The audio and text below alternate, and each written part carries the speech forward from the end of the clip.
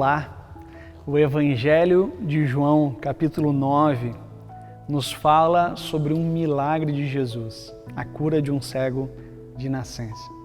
Uma cura espetacular, uma cura que gerou inquietação no coração de muitas pessoas, mas uma cura que aproximou inúmeras pessoas para mais perto de Deus.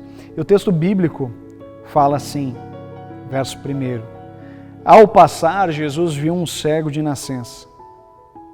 Seus discípulos lhe perguntaram, Mestre, quem pecou, este homem ou seus pais, para que ele nascesse cego?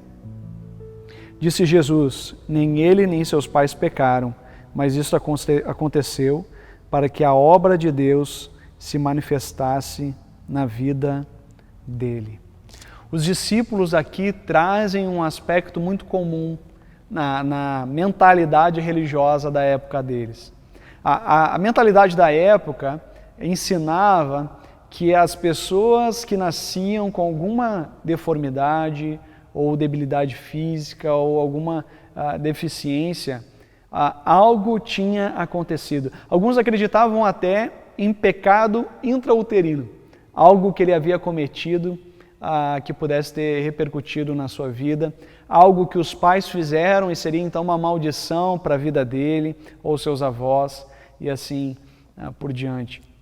Na verdade, esse tema me suscita um outro tema muito presente no nosso contexto atual, que é por que pessoas sofrem.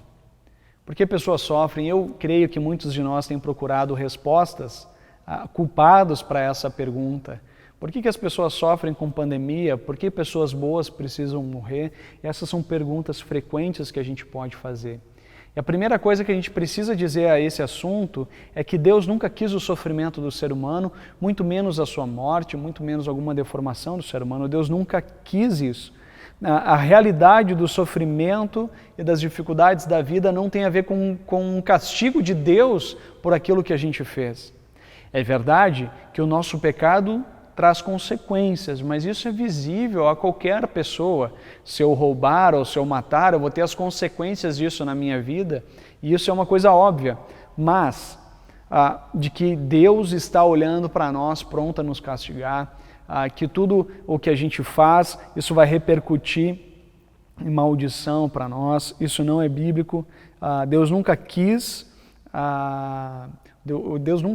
o sofrimento do ser humano, Deus nunca quis a morte do ser humano.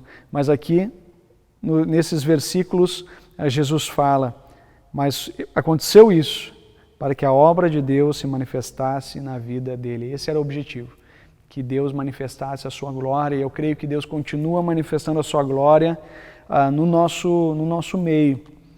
O segundo aspecto aqui, além dessa explicação de Jesus de como acontece o sofrimento da nossa vida, ele tem um aspecto também sobre o testemunho desse cego. É um testemunho muito simples, muito simplório. Esse cego é questionado a respeito do que tinha acontecido com ele, e ele disse, olha, eu só sei que eu era cego e agora eu vejo. No mundo rodeado por sofrimento, rodeado por aparências, o que nós como cristãos devemos fazer nesse mundo é proclamar e anunciar a esperança do que Deus já tem feito nas nossas vidas. Contra testemunho não há argumentos. Contra aquilo que Deus fez na nossa vida não tem como ser contestado, porque Deus fez a obra dele em nós. Por isso, o maior testemunho que a gente pode dar em meio à pandemia é mostrar para as pessoas o sustento que Ele tem nos dado com a sua paz, com a sua bondade, com a sua misericórdia, com a sua compaixão, com a sua provisão nas nossas vidas. Aqueles que contam com a presença de Deus, eles são fortalecidos por essa presença. E ele ainda termina o texto falando sobre um dos maiores problemas na vida do ser humano, que é a cegueira espiritual. E ele diz assim, você crê no Filho do Homem?